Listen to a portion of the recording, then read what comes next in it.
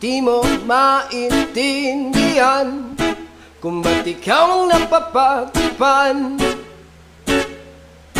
ng halik ng kamalasan. Kinapang mong marahan ng hagdanan para lamang makidlatan sa kaitaas-taasan. Ngunit kaibigan, huwag ka magpapasindak.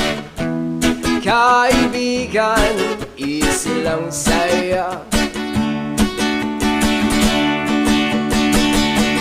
Dahil wala